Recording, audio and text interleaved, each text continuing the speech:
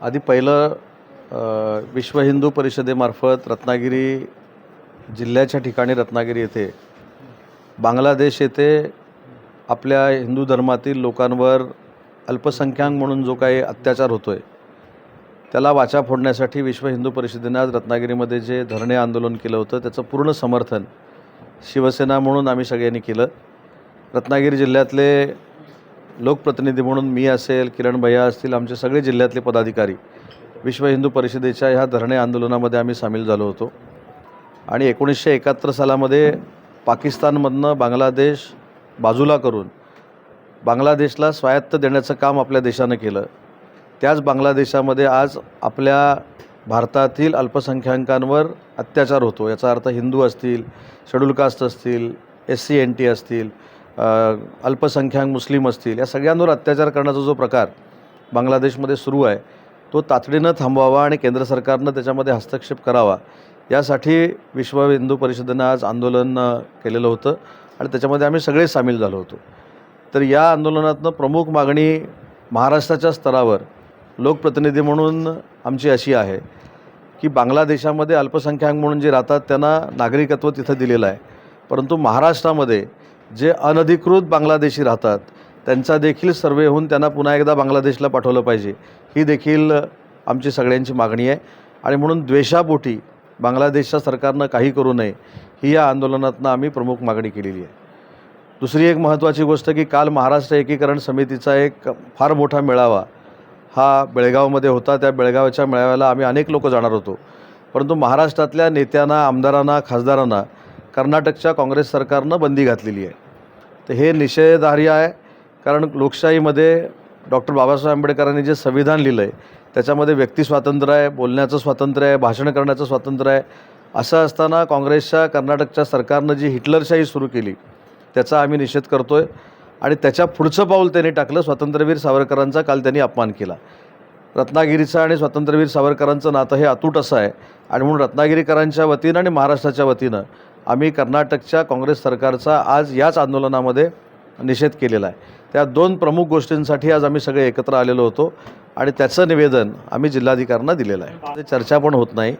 मंत्रिपदाच्या सगळ्या निर्णयाचे अधिकार एकनाथ शिंदे साहेबांना दिलेले आहेत।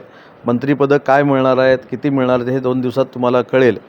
त्याच्यामुळं मला असं वाटतं की 2 दिवसाचा सस्पेन्स आहे तसाच तुम्ही ठेवावा। रोज तुम्ही सकाळी सांगावं की आम्हाला गृह खातं पाहिजे, गृह खातं पाहिजे, पण अशा कुठच्याही खात्यासाठी चर्चा अडलेली नाही।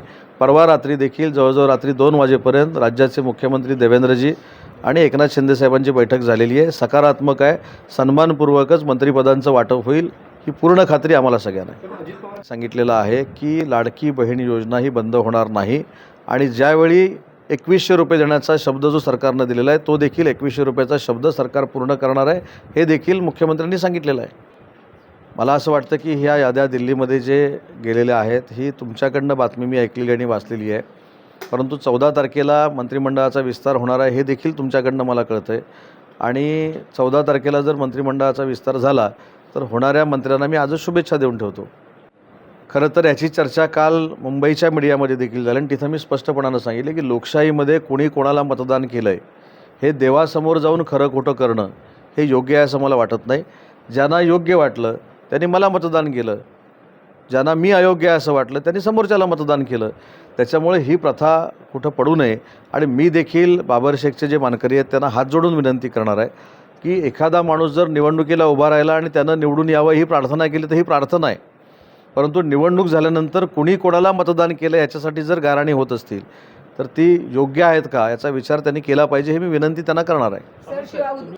मंत्रिमंडळाचा विस्तार जरी नसला तरी मंत्रिमंडळ स्थापन झालेलं आहे। मुख्यमंत्री आणि दोन्ही उपमुख्यमंत्री महाराष्ट्राच्या विकासासाठी काम करत आहेत आणि लवकरात लवकर मंत्रिमंडळाचा विस्तार होईल याची पूर्ण खात्री माझ्यासारख्या कार्यकर्त्याला आहे।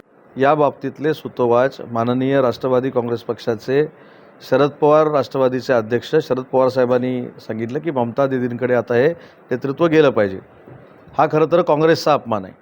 म्हणजे राहुल गांधींच्या नेतृत्वाखाली सरकारच्या ज्या निवडणुका आहेत त्या राज्यातल्या देखील यशस्वी होत नाहीत आणि देशातल्या देखील होत नाहीत। हा ठपका कदाचित महाविकास आघाडीच्या सगळ्या नेत्यांनी राहुलजी गांधींवर ठेवलेला आहे आणि म्हणून हा काँग्रेसचा झालेला अपमान आहे. आम्ही त्याच्यामध्ये काय बोलायचं ना. आता राहुल गांधींकडचं नेतृत्व काढून तर ममता दीदींकडे येणार असेल तर तो राहुल गांधी त्या सगळं नेतृत्व करायला कमकुवत आहेत असं महाविकास आघाडी दाखवते, असं सगळ्या जनसामान्यांचं मत बनणार आहे. टाइम्स डिजिटलला लाईक करा, शेअर करा, सबस्क्राईब करा आणि बेल आयकॉन दाबायला विसरू नका. Times digital.